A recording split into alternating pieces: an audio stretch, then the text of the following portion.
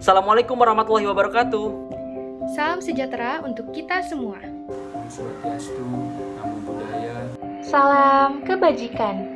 Saya beserta rekan-rekan saya akan memaparkan hasil diskusi kami dalam memenuhi tugas mata kuliah Perbandingan Hukum Perdata dengan dosen pembimbing Ibu Tuti Rastuti, SHMH. Nomor 1.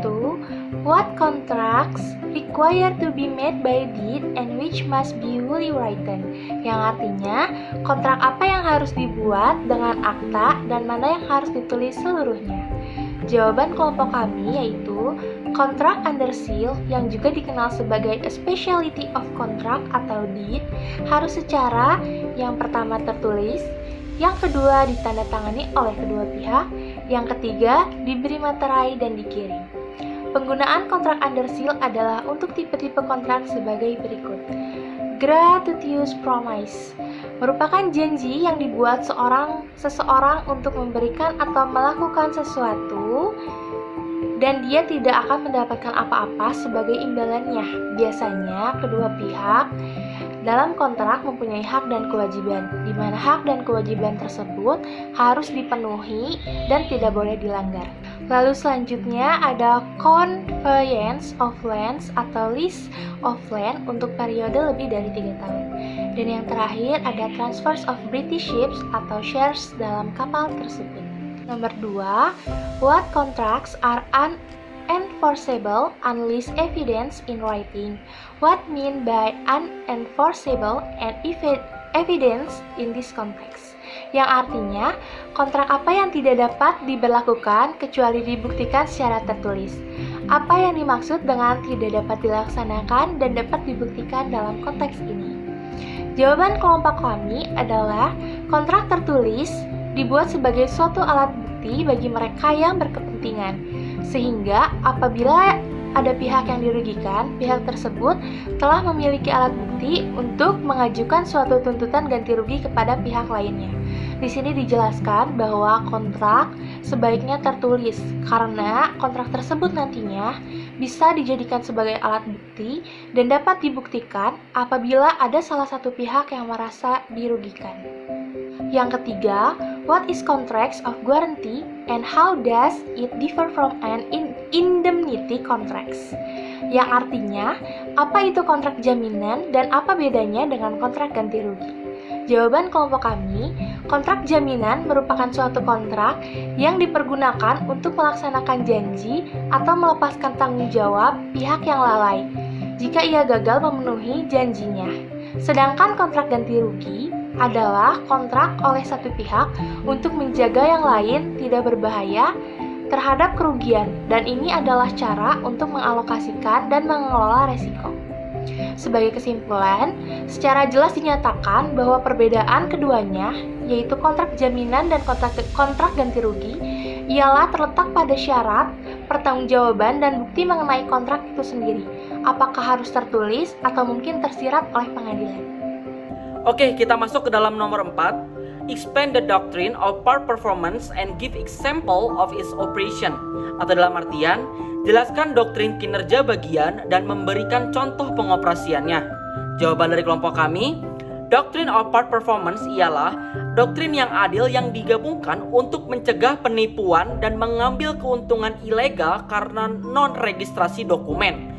Doktrin ini didasarkan pada pepatah, ekuitas melihat seperti yang dilakukan yang seharusnya dilakukan.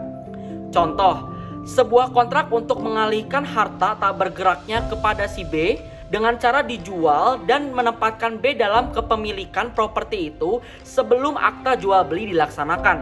Kontrak tersebut dikatakan telah dilaksanakan sebagaimana, dan jika kemudian A menolak untuk melakukan atau melaksanakan dokumen penjualan reguler dan mengajukan gugatan untuk penggusuran terhadap si B yang memperlakukan B sebagai pelanggar.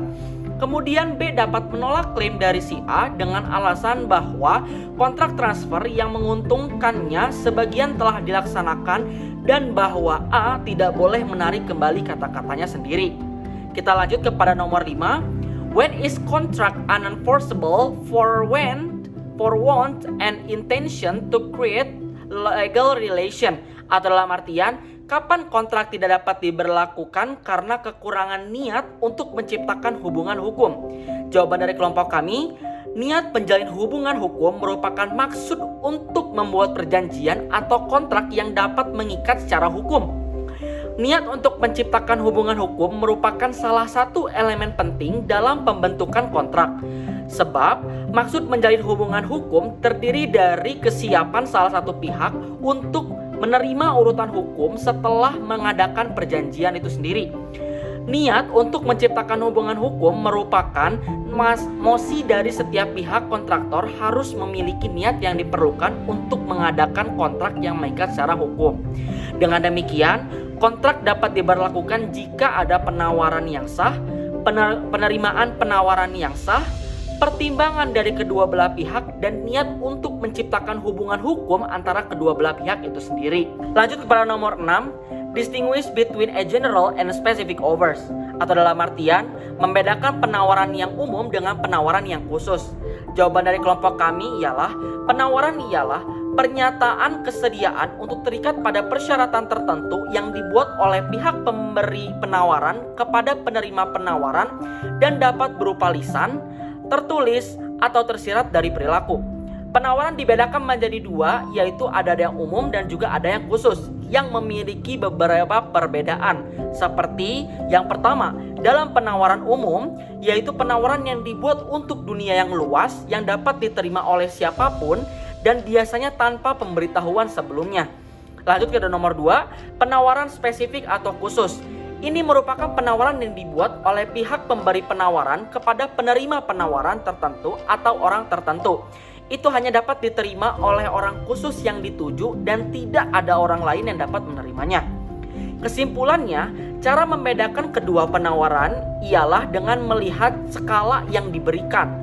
Apakah itu dibuat khusus untuk orang tertentu atau bisa diterima oleh semua orang.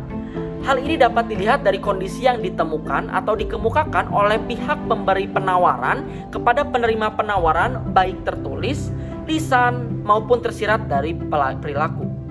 Soal nomor 7 yaitu distinguish an offer from an invitation to treat and a statement of intention. Bedakan penawaran undangan atau ajakan untuk melayani dan sebuah pernyataan yang niat. Jawabannya, undangan untuk melayani hanya berupa ajakan dan tidak memenuhi syarat untuk menjadi penawaran. Karena pihak yang membuatnya tidak ingin mengadakan kontrak yang mengikat secara hukum, tanpa negosiasi lebih lanjut dan tidak memiliki kekuatan hukum. Karena penawaran dapat diterima atau tidak, tanpa kewajiban apapun. Sedangkan pernyataan niat adalah pernyataan formal bahwa penulis memiliki niat serius untuk melakukan sesuatu dalam kondisi tertentu dan pada waktu tertentu. Soal nomor 8. Apply the rules of offer and acceptance to the following situation. A. Bidding at an auction. B. Putting a coin into a slot machine. C. Display of goods in a shop windows with the price mark. And D. Prices marked on goods in catalog. Terapkan aturan penawaran dan penerimaan untuk situasi berikut. A. Penawaran dilelang. B. Memasukkan koin ke dalam mesin slot. C. Memajang barang di jendela toko dengan harga yang ditandai. Dan D. Harga yang tertera pada barang dalam katalog. Jawabannya, aturan penawaran dan penerimaan untuk situasi berikut. Penawaran dilelang termasuk ke dalam penawaran khusus, yaitu penawaran terjadi ketika harga yang ditawarkan oleh penawar disetujui oleh orang yang akan membeli suatu hal pada pelelangan tersebut. Lalu, situasi pada menempatkan koin ke dalam mesin slot termasuk dalam penawaran umum, yaitu penawaran ditujukan kepada seluruh pihak yang berminat pada mesin slot tersebut. Dan penawaran berakhir ketika yang berminat memasukkan koin, yang berarti hal tersebut merupakan suatu persetujuan. Lalu ada aturan penerimaan. Yang pertama yaitu harus ada komunikasi penerimaan dari pihak penerima penawaran. Lalu yang terakhir yaitu Anda dapat menarik tawaran kapan saja sebelum diterima. Soal nomor 9. How may an offer be revoked? Bagaimana caranya penawaran bisa dicabut? Jawabannya yaitu siapapun yang melakukan penawaran dapat mendesaknya asal hal tersebut belum diterima. Ini artinya jika salah satu pihak melakukan penawaran dan pihak lain meminta beberapa waktu untuk memikirkannya atau membuat counter offer dengan syarat yang diubah, maka pihak lain bisa mendesak dengan sebuah penawaran asli yang sudah dibuat. Ketika pihak lain menerima, maka perjanjian menjadi mengikat kedua belah pihak. Pencabutan harus terjadi sebelum penerimaan. Pengecualian untuk hal ini muncul ketika pihak lain menerima penawaran dan akan dibuka sampai dengan waktu yang telah ditentukan. Nomor 10, what is an counter offer? What's the effect of the price subject to contract in a written agreement?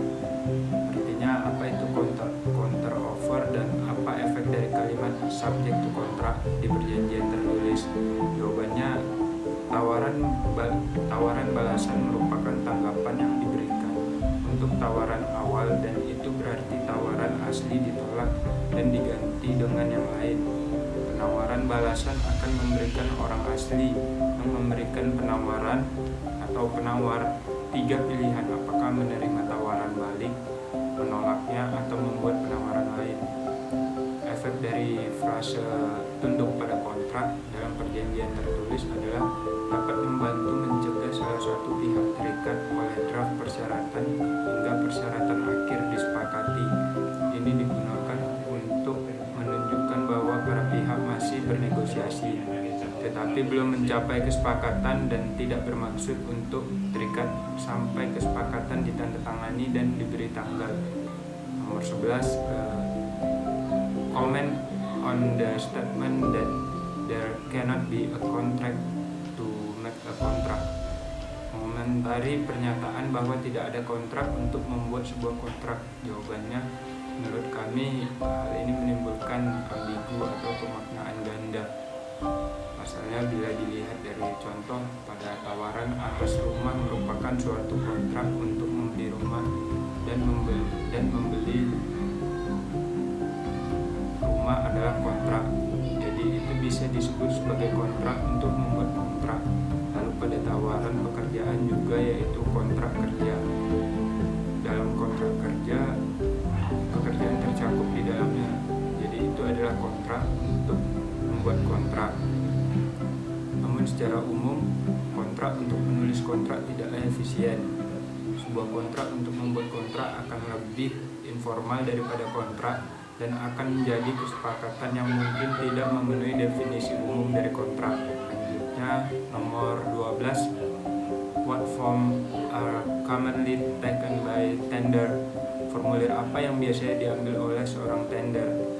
Jawabannya, bentuk tender disiapkan oleh klien atau konsultannya dan dilengkapi serta ditandatangani oleh tender. Undangan tender dapat mencakup 1. Surat undangan tender, 2. Bentuk tender, 3. Persiapan, 4. Bentuk kontrak, 5. Dokumen harga tender, 6. Gambaran jadwal, 7. Gambaran desain, 8. Spesifikasi.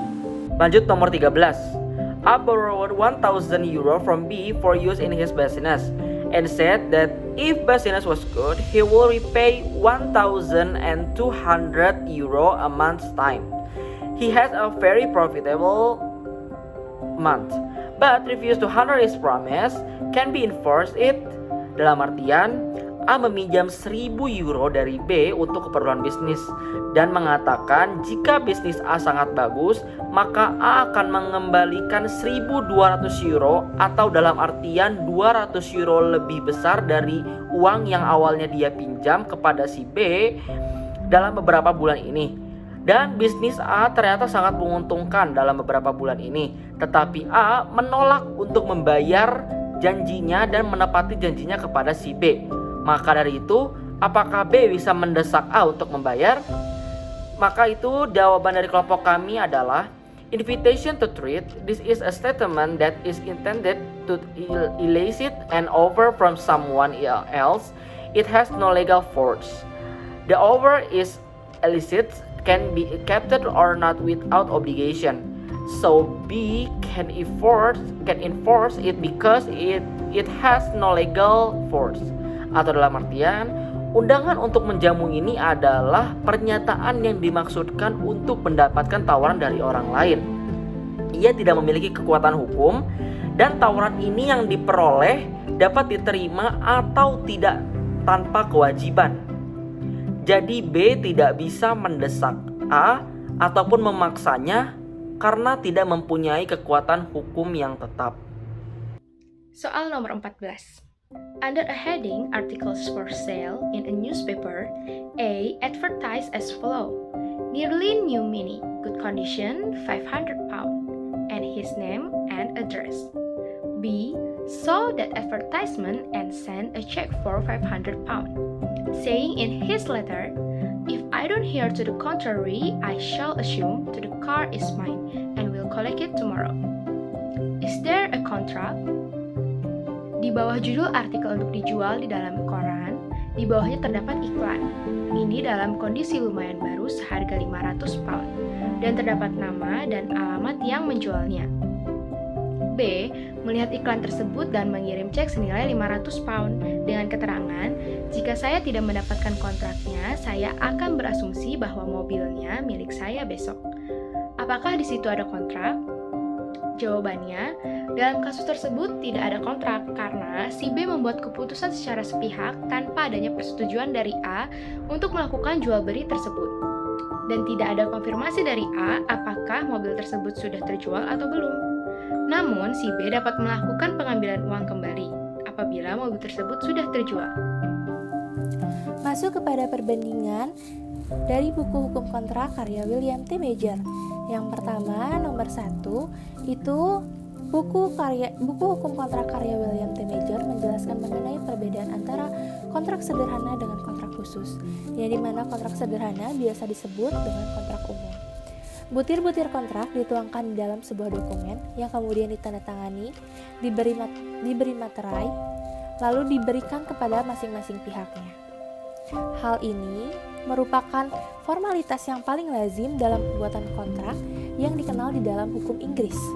Perbedaan praktis terpenting ada pada jarak waktu, yang dimana bahwa kontrak sederhana itu memiliki jangka waktu 6 tahun dan kontrak khusus itu 12 tahun. Batas waktu kontrak merupakan jangka waktu ketika gugatan terhadap pelanggaran kontrak dapat diajukan. The Limitation Act atau Undang-Undang tentang Limitasi tahun 1939 menyatakan bahwa suatu gugatan atas kontrak khusus tidak dapat diajukan setelah 12 tahun tadi terlampaui, yang dihitung sejak tanggal penyebab gugatan terjadi, yaitu tanggal pelanggaran kontrak. Sebuah janji yang dibuat di bawah materai tidak perlu didukung oleh konsiderasi, karena materai merupakan suatu tanda bahwa hal tersebut semakin sah dan semakin disetujui oleh kedua belah pihak. Selanjutnya, untuk nomor 2, perbandingan yang sama di dalam buku hukum kontrak karya William T. Major menjelaskan mengenai kontrak yang tak dapat dilaksanakan kecuali jika dibuat tertulis. Maka di dalam buku ini secara tidak langsung mengharuskan kontrak dibuat secara tertulis agar bisa dibuktikan di depan pengadilan sebagai alat bukti. Yaitu diantaranya ada nota, kontrak yang tidak dapat dilaksanakan, kontrak jaminan, 3 pihak, dan yang terakhir ganti rugi yang dibedakan dari jaminan. Selanjutnya nomor 3, masih dalam buku yang sama, hukum kontrak karya William T. Major.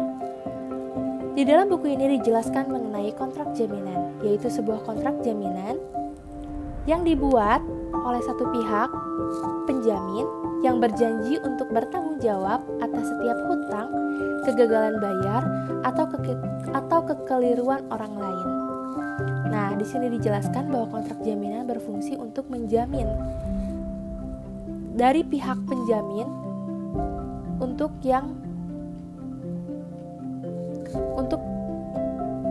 membuat orang lain itu percaya. Jadi kontrak jaminan dibuat ya sebagai penjamin. Nah, diantaranya ini ganti rugi yang dibedakan dari jaminan juga dijelaskan pada buku ini, yang diantaranya ialah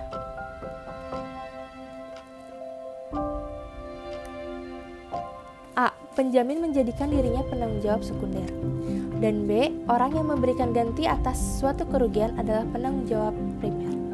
Lanjut ke dalam perbandingan di nomor 4. Dalam halaman 257 menjelaskan sebagian tentang performa harus lengkap, yaitu kewajiban kontraktual terputus performa lengkap janji pihak-pihak yang bersangkutan. Pempromis berhak memperoleh manfaat dari performa lengkap yang secara eksak sesuai dengan janji promisor atau pihak yang berjanji.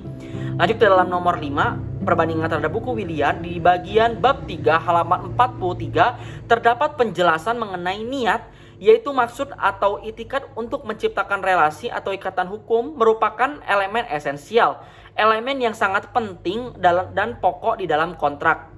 Bila mana tak ada niat untuk terikat yang terkait dengan kedua belah pihak, maka tidak ada kontrak atau kontrak pun tidak terjadi. Uji atas niat kedua belah pihak bersifat objektif.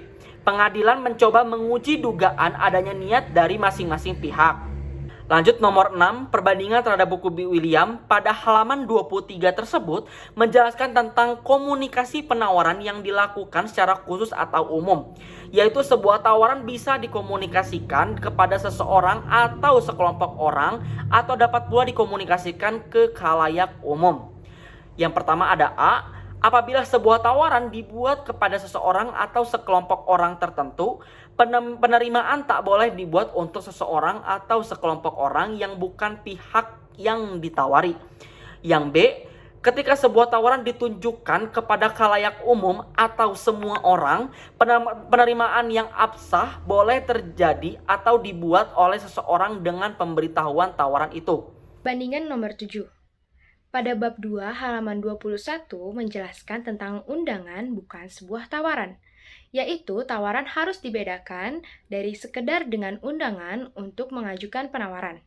Kemudian pada bab 3 halaman 43 terdapat penjelasan dengan niat, yaitu maksud atau itikat untuk menciptakan relasi atau ikatan hukum merupakan elemen esensial, elemen yang sangat penting dan pokok di dalam kontrak. Perbandingan nomor 9. Dijelaskan pada halaman 35 mengenai pembatalan. Penghentian sebuah tawaran. Sebuah tawaran mungkin berakhir karena pembatalan, habis waktu, atau penolakan. Apapun sebabnya, tawaran tersebut kehilangan akibat hukumnya dan tidak terjadi penerimaan. Komunikasi tak langsung pembatalan, asalkan pihak yang menawarkan sudah memperhatikan dengan kata-kata atau perbuatan suatu niat atau maksud yang jelas untuk pembatalan dan pemberitahuan sudah sampai kepada pihak yang menawar, maka pembatalan itu efektif berlaku.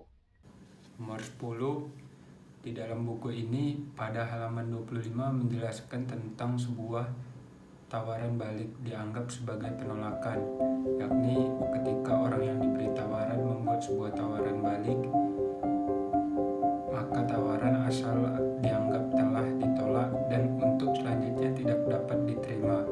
Kemudian ketika sebuah tawaran balik diterima, maka butir-butir dalam tawaran balik itu akan menjadi butir-butir kontrak, bukan butir-butir dalam tawaran asal. Selanjutnya ada perbandingan pada nomor 13 yang kelompok kami ambil dari buku Hukum Kontrak karangan William T. Major, yaitu bila mana salah satu pihak terikat kewajiban kontraktual untuk membayar sejumlah uang tertentu kepada pihak lain dan ada kegagalan total atau sebagian untuk membayar berdasarkan kontrak, maka terjadi pelanggaran kontrak. Pelanggaran kontrak tersebut terjadi bila mana salah satu pihak gagal memenuhi kewajiban-kewajiban kontraktualnya, atau bila mana ia menyangkal kewajiban-kewajibannya, baik kewajiban terungkap maupun tersirat. Di sini kesimpulannya yaitu, pada buku yang kami diskusikan sebelumnya, dijelaskan bahwa A itu dalam kasus tidak memiliki kekuatan hukum, sehingga B tidak dapat menuntut untuk membayar atau untuk memenuhi kewajiban dari kata-kata A sebelumnya. Nah, pada buku William ini yang hukum kontrak dijelaskan bahwa dalam kasus telah terjadi pelanggaran kontrak karena A tidak memenuhi kewajibannya. Kewajibannya apa? Yaitu membayar 200 pounds lebih dari uang sebelumnya yang dipinjam dari si B setelah usahanya berhasil. Karena di kasus dijelaskan ketika usaha A berhasil, A tidak mau membayar uang tersebut. Sehingga dalam buku hukum kontrak, bila ditinjau dengan kacamata buku hukum kontraknya William, A ini telah melakukan pelanggaran kontrak. Namun pada buku sebelumnya A dikatakan tidak melanggar kontrak karena tidak mempunyai kekuatan hukum. Nomor 14. Sebelum sebuah kesepakatan beli, sewa, atau penjualan bersyarat dilakukan, pemilik atau penjual harus menyatakan secara tertulis kebalikan dari apa yang ada dalam kesepakatan suatu harga di mana barang tersebut dapat dibeli secara tunai. Sudah cukup jika penyewa atau pembeli melihat label harga pada barang yang menunjukkan harga tunainya, atau jika dia memilih barang tersebut dengan merujuk pada katalog atau iklan yang dengan jelas menyatakan harga tunainya. Kesepakatan itu tidak dapat dilaksanakan oleh pemilik atau penjual jika tidak ditandatangani oleh penyewa atau pembeli sesuai dengan kasusnya. Karena itu, meskipun undang-undang tidak secara tegas mensyaratkan kesepakatan itu tertulis, namun ada implikasi yang tak dapat diingkari bahwa tulisan tersebut dibutuhkan. Alhamdulillah, sekian pemaparan dari kelompok kami. Terima kasih banyak atas perhatiannya. Semoga video ini dapat menambah ilmu dan wawasan untuk kita semua. Jaga kesehatan dimanapun kalian berada. Sampai jumpa di video lainnya. Wassalamualaikum warahmatullahi wabarakatuh.